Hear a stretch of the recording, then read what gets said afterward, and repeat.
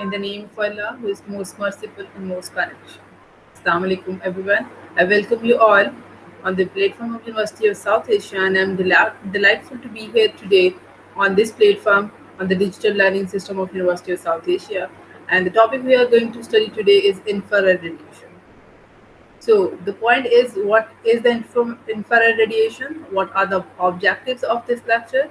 So this is the topic that is actually from the course of physical agents and electrotherapy 2 for the students of Doctor of Physiotherapy. And the objective of this lecture are, at the end of this lecture, the student must be able to understand how the infrared radiation is classified in electromagnetic spectrum and where actually these infrared radiation lies on the electromagnetic spectrum. And then they would be able to describe the physiological effects of infrared radiation and describe the indication, the contraindication of infrared radiation, and explain how the therapist can use the infrared radiation and which condition they preferably prefer this infrared radiation to be used.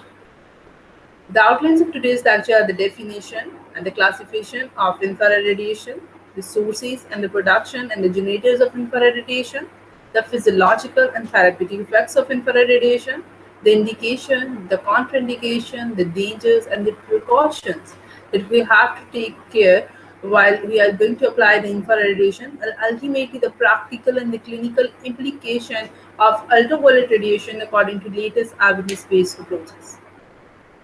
Coming towards the introduction of infrared radiation are electromagnetic waves.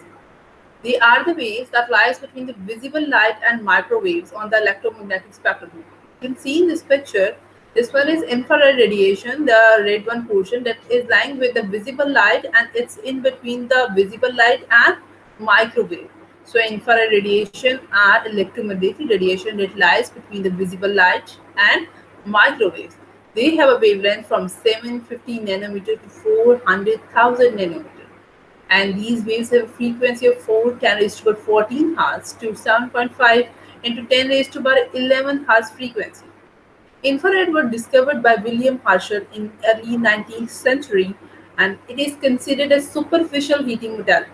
When we classify the thermal agents, we classify into two categories: superficial heating modalities and deep heating modalities. Like short wave diathermy is a deep heating modality. Similarly, infrared radiation is superficial heating modality. They have a penetration of depth from 1 to 10 millimeters of the superficial areas of the state. Fine. Infrared radiation are discovered by William Herschel in 19th century. The next are the types of infrared radiation. Let me tell you there are three types of infrared radiation: infrared A, infrared B, and infrared C. And these three categories and these three subdivisions of infrared are on the basis of wavelength. Like infrared red A are those which have a wavelength from 770 to 1400 nanometer. 770 to 1400 nanometer. Infrared B is those that have a wavelength of 1400 to 3000 nanometer, and those that lies from 3000 to 1 millimeter are infrared C. A, B, and C. A from 770 to 1400 nanometer, B from 1400 to 3000 nanometer, and C from 3000 to 1 nanometer. So he said infrared are electromagnetic waves that has been classified into three categories. So then the next point is from which sources we can derive these infrared rays. They are emitted from many sources, like those that emit the visible and ultraviolet rays also emit the infrared rays. Like the sun. The sun is a universal source of ultraviolet and infrared rays. The gas fire, the coal fires, the electrical fires, the hot water pipes. Similarly, like sun, there are certain other modalities that are being used in the rehabilitation process of physiotherapy that include infrared lamps, infrared light emitting diodes (LEDs), superluminous diode (SLDs). So these are the sources of infrared radiation. And similarly, low intensity lasers are also good. They are also going to give us infrared rays in the process of the rehabilitation and physiotherapy. Clinically, the currently among three types A, B, and C, infrared rays are currently being used. Only the emitting luminous infrared E radiation are currently being manufactured in the companies, and the lamps available with this generally emits the infrared radiation with a wavelength from 780 to 1500 nanometer with a peak intensity of 1000 nanometer. They're saying we are actually preferring to use infrared ray. Okay, fine.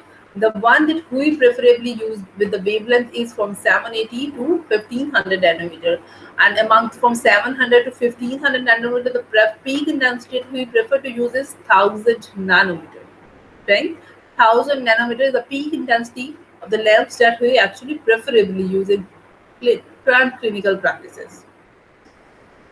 Coming towards the type of generators that are being used in infrared radiation, for infrared radiation are non-luminous generator and luminous generator. These are the two types of infrared sources that are being used in a physiotherapy practice, and we have to discuss about what is the significance of non-luminous generator. Then we'll discuss what is the significance of luminous generator. The further, what is the main difference between non-luminous and luminous generator? What is the output of non-luminous generator and what is the output of luminous generator? And mainly I have to discuss about the construction of these generators. The point is, you as a student, you might think why you need to study the construction. Construction is the basic thing that is going to tell you about the output of the generator. So you must know the construction of the generator as well. Non-luminous generators are also known as low-level generators. They produce only infrared rays of the wavelength 750 to 1500 nanometer. The point you have to keep in your mind is the wavelength and the frequency, because they are very important for the multiple choice questions in the paper. That which type of the wavelength are being produced by non-luminous, which are being produced by luminous, and what is the depth of penetration of non-luminous generator and luminous generators, and like this. These are the basic points that you must know for your exam point of view. Coming towards the non-luminous generator, we said non-luminous generator are low temperature generators. The next, the output of the generator, it produces only infrared rays of wavelength 750 to 1500 nanometer, and the maximum emission is in the region of 4000 nanometer. And for recent injuries and case of very acute conditions, we prefer to use non-luminous generator. And we will discuss these about the uses of non-luminous and luminous generator in the therapeutic effects of infrared radiation. So why we use in recent injuries or in chronic injuries. In simple terms, we prefer to use this non-luminous generator for its sedative effects. And it is considered to be the best choice of infrared generator if you want to produce the physiological effects in the superficial, like in only around the epidermis. So if you need to target epidermis only, your best choice of using the generator would be the non-luminous generator, which have a wavelength of 750 to 1500 nanometer, and which usually have a effect is sedative effect.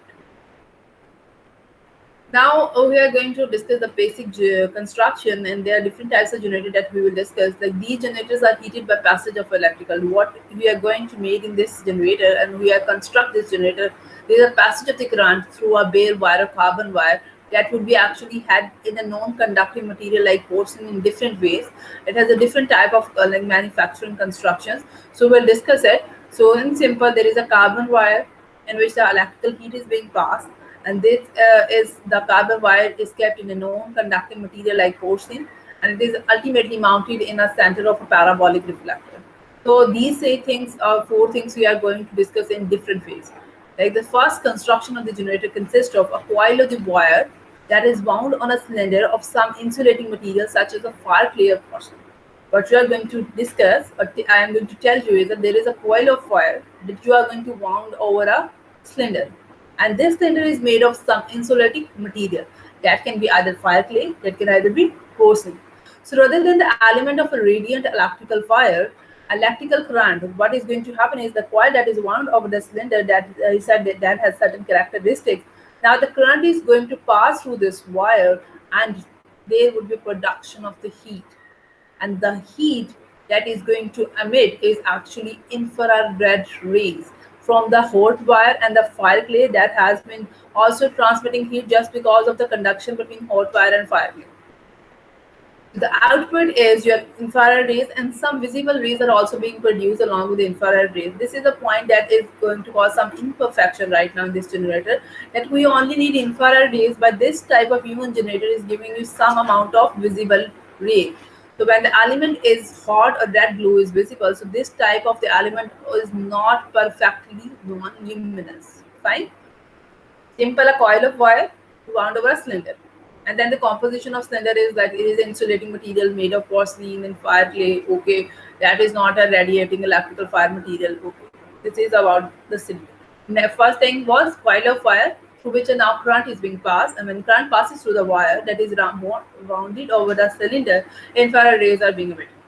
The next point is along with the infrared there is some visible rays due to which it is almost 100% perfectly non-luminous. Due to this characteristic, it is somehow giving you visible light. So it is 100% not non-luminous. The next is the modification of this generator. You can even use the coil of wire that is embedded in the fire clay or placed behind it of the fire clay. What is in this type of generator? The wire is embedded in the fire clay, either embedded like in the previous sort of heaters that we use in our homes. They have a coil of wire embedded in the fire clay. Similarly, this is a modification of that heater type construction.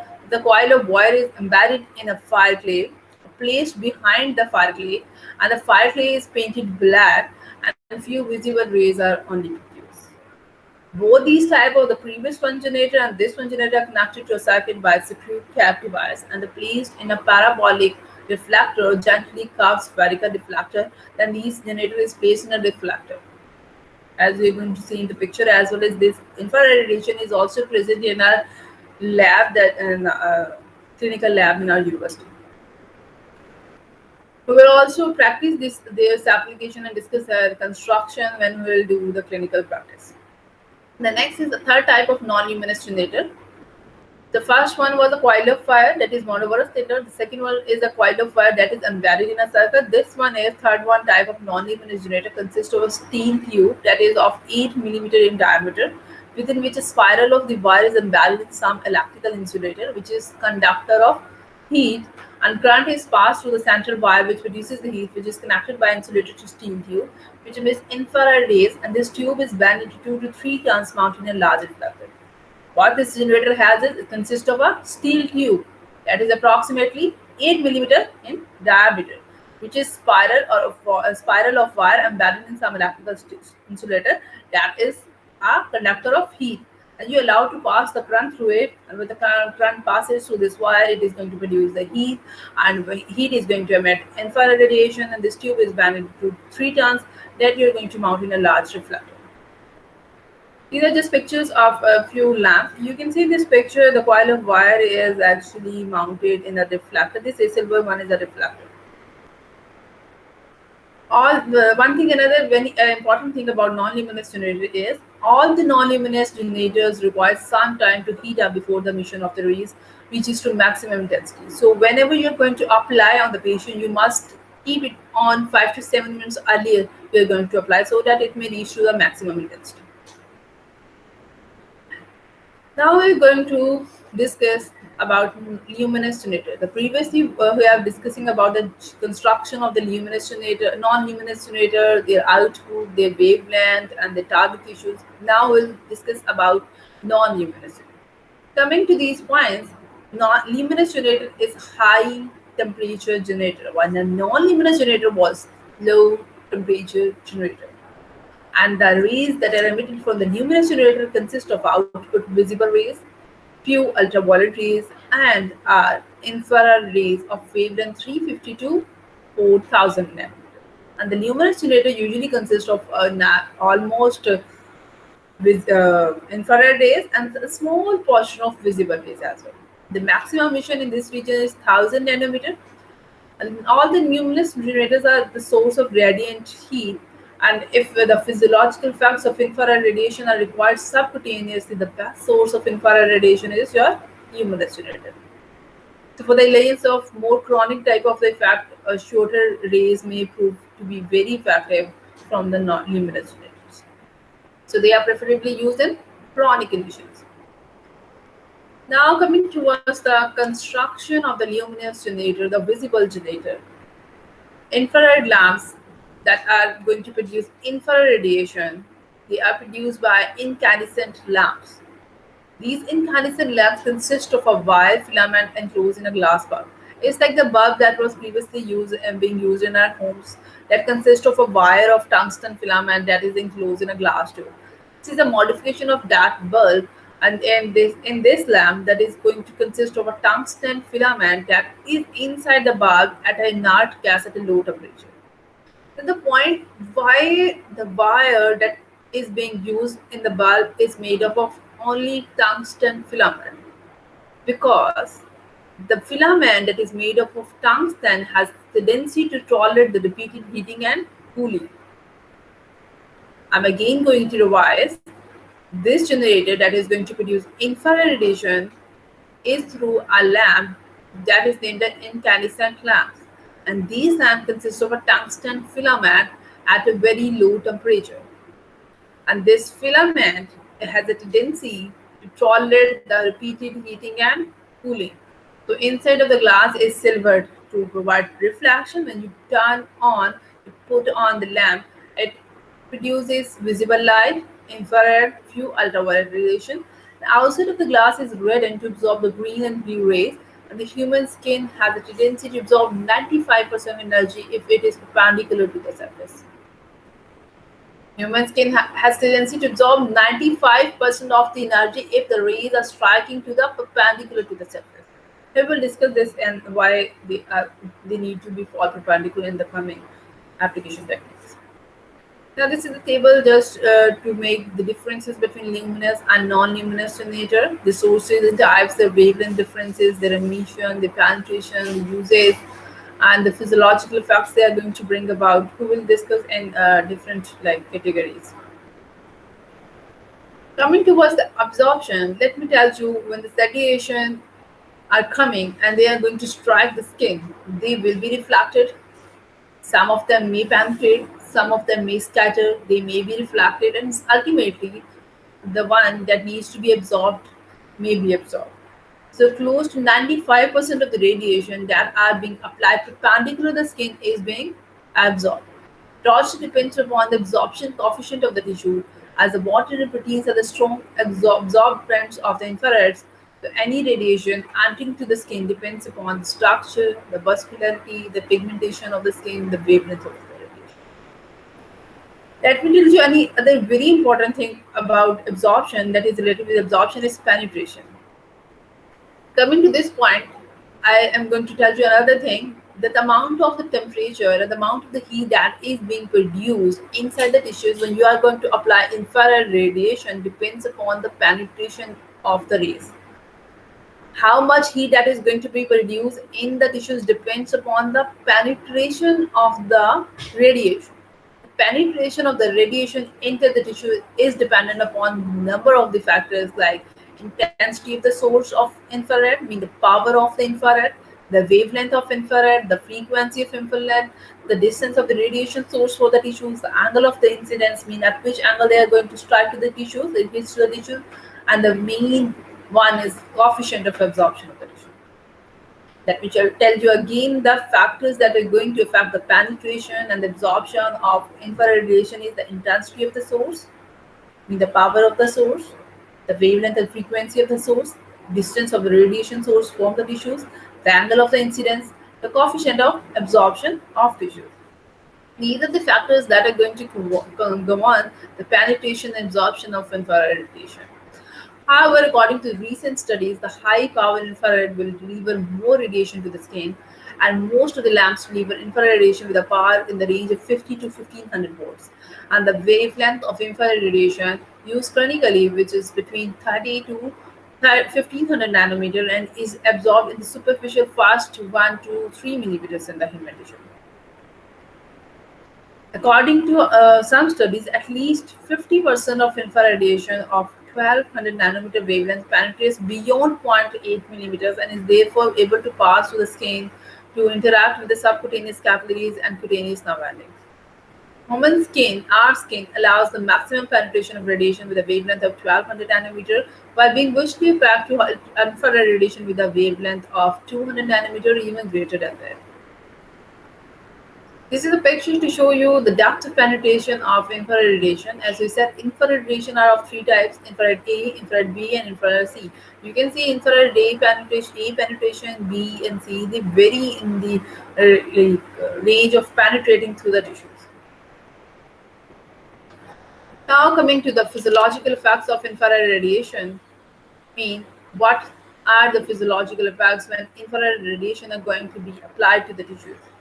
They may increase the metabolic rate of the tissues or the cellular activity. They causes cutaneous vasodilation by due to sensory stimulation, and sweating is also being promoted, and stimulation of thermal receptors, and because they are going to sense the heat, they are also being activated. So, being using these physiological effects, we are going to move towards the therapeutic effects. That the effects mean the indication where we can use infrared radiation. We may use infrared radiation for the relief of the pain. I'll tell you how the pain is going to be relieved by this infrared radiation exposure, how the muscle relaxation is going to occur. Obviously, there would be increase in the blood supply, and it also increases the joint flexibility because it's a sort of superficial heating modality. So it may increase the collagenase activity and elasticity of the tissues, accelerates the process of healing and repair. So we may use in even the bones as well. Coming towards the first point, pain. What is pain? Pain is somehow an unsensory, uncomfortable feeling that is experienced by the patient. Infrared was frequently an effective modality being used for the relief of the pain in the past years. And because depending upon the intensity, then if the intensity of the infrared is mild, it is going to give you sedative effect. So, in order to achieve this sedative effect and in order to relieve your pain for sedative effect, we may use mild heating with infrared radiation. The next is strong heating effect. So, when you are going to stimulate the nerve endings, like with a strong intensity of the heat, they are going to be activated and they are going to also relieve your pain. What is pain? What is a mild heating going to affect your pain? How the strong heating is going to affect your pain? In case of mild heating, what you are going to utilize the effect is sedative effect. Somehow, if the pain is due to the presence of metabolites and some, like you can say, waste products, and by the application of mild heating, you are going to increase the circulation through the process of vasodilation as well. And when the circulation is being improved, obviously there would be a removal of the waste products. There would be obviously the incoming of the more oxygen and more nutrition. So you are going to nourish the tissues more well right now. So in this way, it may help to reduce the pain. And according to certain studies, even if you can also reduce the pain by causing the muscle relaxation if it is due to the muscle stiffness or spasm. So your pain might be being reduced due to the muscle relaxation effects by the superficial heating modality. And in chronic cases and acute cases, you may only use very mild. But as we know, in acute conditions, we never ever use any heating modality because it's aggravate the heating process, the inflammatory process, as a result of which the whole process became exasperated, and as a result of which it may give you more harm instead of giving you comfort. So we prefer to use heating modality in chronic conditions, and so we may use infrared radiation in chronic conditions as if they are giving you a comfortable and soothing effect. So you may use it for less than 30 minutes duration. And the next is I want to tell you in the past 1940s and 1950s, it was preferably the first, like you can say, like the choice of modality that was preferred to use to relieve the pain in 1940s till 1950s. But with the passage of time, its popularity began to vanish. Why the popularity began to vanish? As with the changing time, there's a changing in the practicing style, the preferences, the concerns of the physiotherapist about the overheating effects of infrared radiation. They were concerned about the overheating effect of infrared radiation, as if the patient changes the distance between the lamp and the tissues, the effect of infrared varies, and you are not able to give you the proper amount of the heat to those tissues. So a number of authors have provided formula for calculating the exact amount of the heat being delivered to the patient by infrared radiation. They gave us an idea that in clinical practice, the like other thermal agents, the sensory report is the criteria to gauge, to understand, to estimate the skin temperature. The sensory nerve endings are going to tell us, are going to give us a report about how much heat the patient is going to experience. So after which you can adjust or the amount of the heat by increasing or decreasing the intensity by varying or altering the distance from the lamp and the patient, between the lamp and the patient. So your heat level should be always comfortable and to the level of the warmth. According to recent studies, that is going to continuously showing us the effects of infrared radiation nowadays, is that they, according to that studies, they are going to tell us that infrared are going to be playing a very effective role, a valuable role in the patients of low chronic back pain, and they are also going to show us very valuable role in the patients of contractures, where they increases the joint flexibility and increases the range of motion, and help us to perform stretching, and as a result of which we are able to decrease the amount of contractions. So most current uses and literature views are going to tell us that infrared radiation is being preferred by the use of low intensity laser, and we have studied about the application of low intensity lasers with a non-thermal and thermal effect. The low intensity lasers with non-thermal effects are very effective. Now we are going to discuss the technique of application, I mean how we are going to apply this application, this infrared rays to the patient. So whenever you're going to apply any modality, you must keep in mind a few important things like the patient position.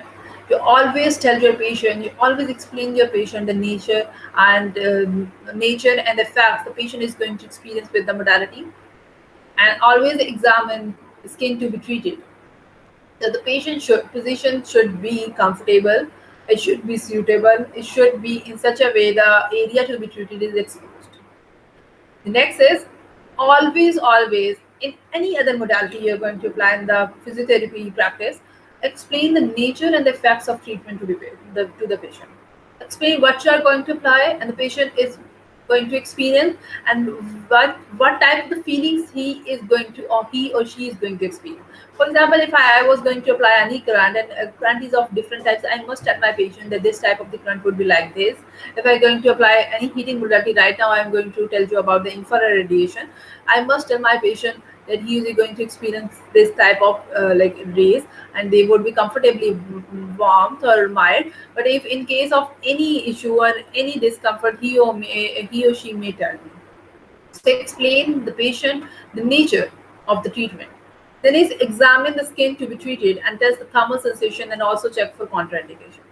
This thermal sensation is very necessary when you are going to discuss about the thermal sensation when you are going to apply the heating modality, because if your patient is not experienced or is not able to judge what level of the heat he or she is going to experience, it would be more harmful for you rather than giving you any benefit. It may lead towards the burn. Always check for the contraindication. The Rex is, as we know, there are two types of generator, non-luminous and luminous. Non-luminous needs some time to be heat up. For example, they need 5 to 7 minutes, so they must be kept on, switched on before 5 to 7 minutes of the treatment. While the non-luminous generator needs no time of warm up, it can be switched on once the patient is ready for the treatment. Then is, when you are going to arrange the lamp and the patient, you always expose the skin to be ready to cover your and the patient's eyes with the ultraviolet opaque goggles, and both of them should wear. And remove the clothing, the jewelry of the area to be treated, and inspect the area carefully, and leave the area to be treated uncovered. Expose the skin, then remove the clothing and jewelry from that area, inspect the skin, leave that area to be treated uncovered. Patient and doctor, physiotherapist must put infrared opaque goggles on their eyes and sheet them well. The next is the angle of incidence. In case of infrared radiation, the lamp is positioned opposite to the treatment area. The lamp should always be positioned opposite to the treatment area, such that the rays that are coming from this lamp should strike at the right angle, because the maximum absorption of the rays would occur if these rays would fall on the tissues at a right angle. As the angle of incidence of radiation changes, the intensity of the energy reaching to the target tissue in proportion to the cosine of the angle of incidence of radiation varies. For example, the angle varies from 0 to perpendicular to the surface of the skin. So the amount of the radiation that are going to reach to the tissues are also going to vary. The next important thing while you are going to arrange the lamp and the patient is the distance between the lamp and the patient. Set the lamp at appropriate distance, which is usually 45 to 60 centimeters. As the distance of the source from the target increases, the intensity of the radiation reaching the target changes in proportion to the inverse scale law of the physics. For example, if the source is moved from 5 centimeter to 10 centimeter from the target, increasing by factor of 2, the intensity of radiation reaching the target will be one-fourth of its prior level. Then are the instructions and warning. Always give the instructions and warnings to your patient. The patient is warned that he should experience comfortable warmth. He should report immediately in case of any excessive or uncomfortable feeling. Patient should not touch any part of the lamp or to move nearer to the lamp. And in any case, it may lead to burn. So at the commencement of the treatment, intensity of the radiation should be low. After 5 to 10 minutes, strength of radiation can be increased. The therapist and we should always be nearer to the patient throughout the treatment so the patient would be able to tell us if any discomfort he is going to experience.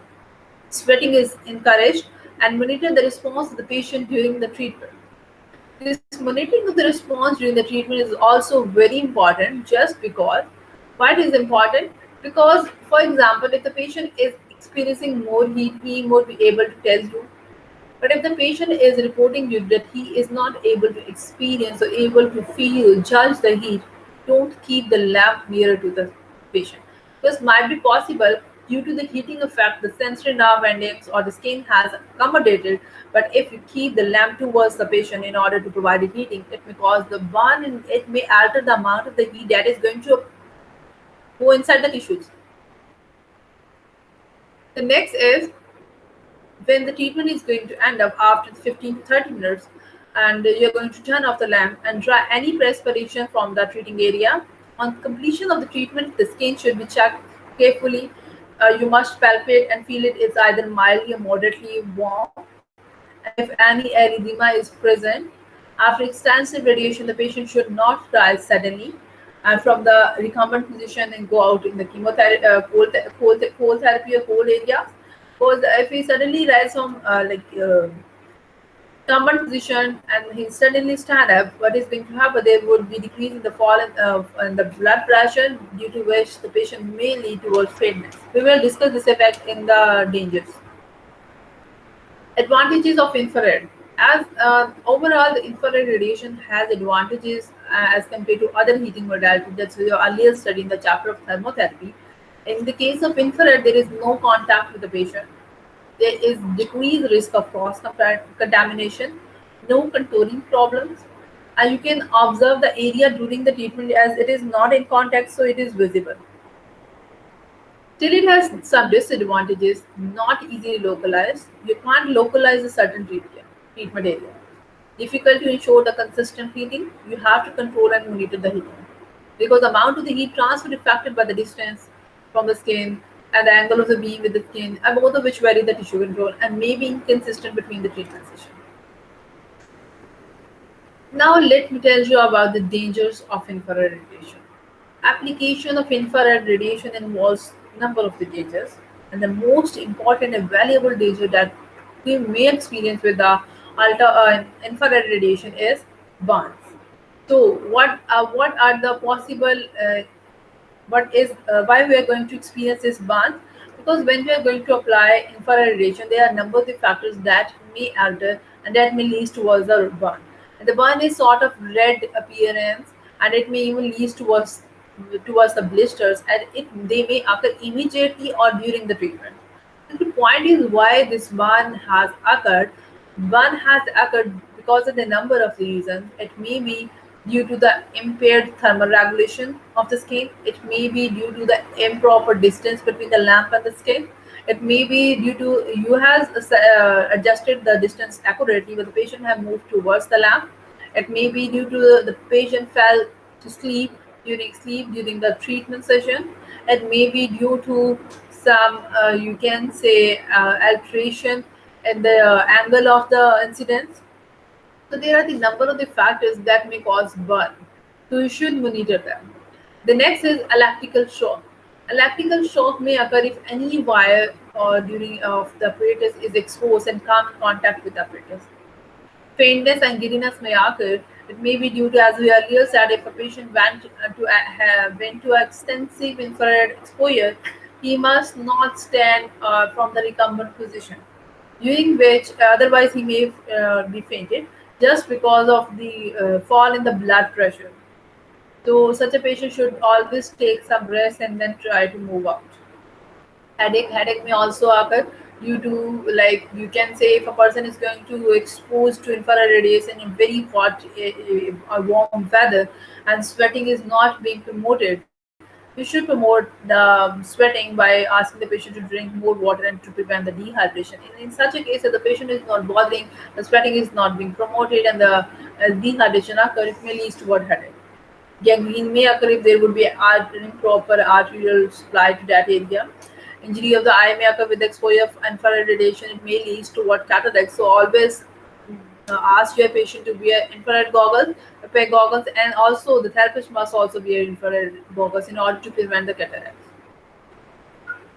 Now I'll tell you about a long list of contraindication. These are the contraindication of infrared radiation. The contraindication means the condition in which you will not apply this infrared radiation because it may lead to a very severe harmful effects. This is the defective arterial blood supply, hemorrhage, defective skin sensation may lead to burn. You may not apply over the pelvic region during the pregnancy. And varicose veins during tumors because it may enhance the malignant growth. You must not apply over the eyes because I earlier said it may cause cataracts. Patient whose consciousness is lowered, he will not be able to tell you about the sensation. After deep X-ray or therapy or any ointment usage, you must not tell the patient is not able to tell you the exact amount of the heat he is going to experience because of the skin hypersensitivity. In case of acute skin diseases like dermatitis, eczema, the infrared exposure may exacerbate this condition. Advanced cardiac disorders, patients who are extreme ages are also not able to tell you exactly how much heat comfortably they are going to experience. So this was all about infrared radiation, and inshallah in a coming lecture we will discuss about the next chapters of these physical agents and electrotherapy.